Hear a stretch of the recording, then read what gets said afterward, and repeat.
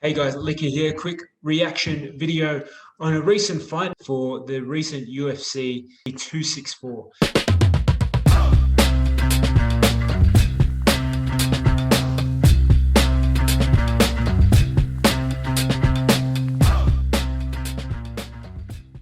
Now, if you can see the way he's pivoting back on his left foot, I think this is super slow-mo. When he lands his foot back down, you can just see how far it collapsed over. And it's a really, look at that, nasty break.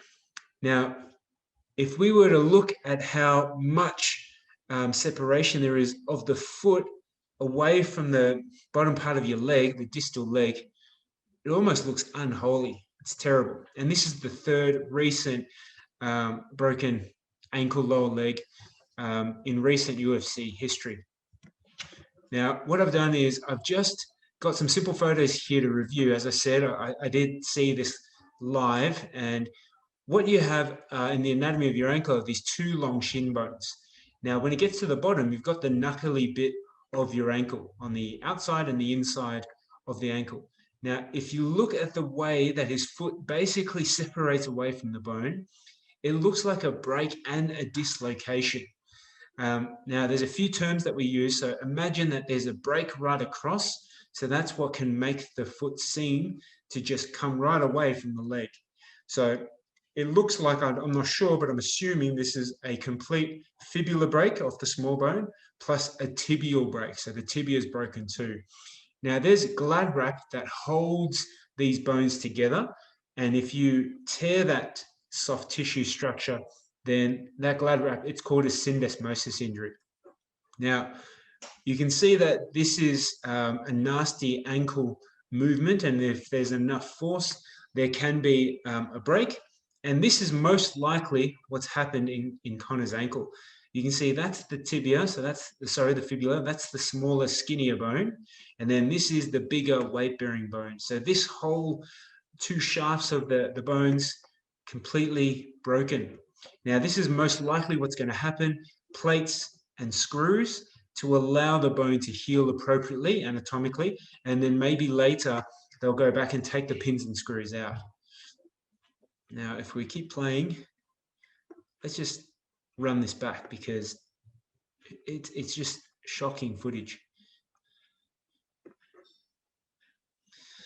So he's squared up, no force, then snap, snap, and agony. I just can't fathom. I've broken a few bones, and I understand to some degree what it's like to break bones, but nothing like that. Nothing like that. So if you think about this break, he's in a cast. I think he's going to be in that cast for 6 weeks, so they say, and then they'll look to help him out. I would say his recovery timeframe, I'll be very surprised if he's back within 12 months. I know Dana White said that he's going to be back in 12 months. I'm skeptic. I think it'll be closer to 18 months plus. He'd need to have good bony alignment, and that can take 3 to 6 months. Then he'd have to train and get his conditioning. That's another 3 to 6 months on top of that. So 12 months at most.